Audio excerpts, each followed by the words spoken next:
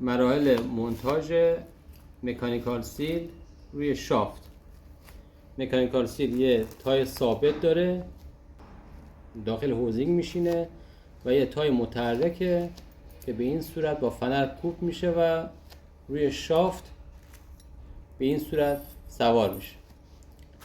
حالا این قسمت الان تو مکانیکال سیل شما این حلقه استیل در اومده، یعنی از جاش به هم خورده. این که الان بهتون میگم که انگار به چه صورت اینو باید دوباره سر جاش نصب کنید. حتی ممکنه اینم در اومده باشه که اینم از این جدا میشه. پس این به این صورت این لبه اینو میرید داخل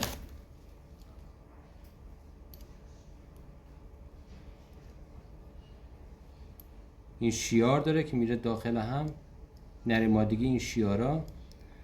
پس این الان رفت سر جاش.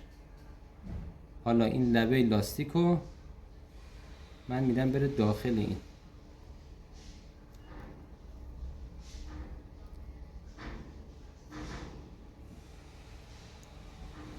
اوکی، پس این سر جاش کوب شد.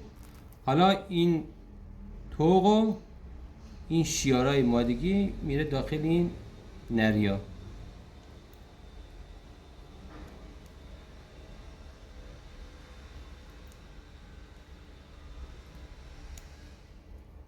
این لاستیکو بعد از چند جهت من به داخل جمع کنم.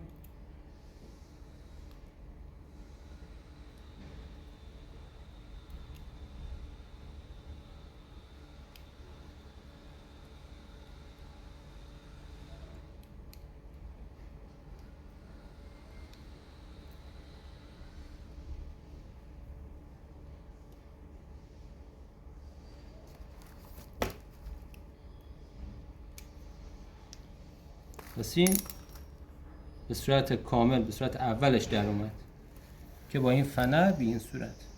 خیلی خوب، حالا اینو من سطح کانکتینگ شافت رو با روغن چرب میکنم و همچنین داخل اینو اون قسمت اورینگشو به این صورت. اول فنر رو رد میکنیم و بعدم این. پس این حالا وقتی شما این کانکتینگ شافت رو روی شافت جا زدید، این فاصله جمع‌شوی اصطلاحاً مکانیکال سیل باید حدوداً به قطر یکی از این فنرها اینقدر باشه. اگه دیدید اینقدره باید یه توق بتراشید اینجا بذارید که فشار فنر زیاد بشه. اگر هم دیدید که وقتی این پین رو جا زدید روی شافت اصطلاحاً پوست شدنی دیدید که نه فشارش در این حده، که خوبه دیگه.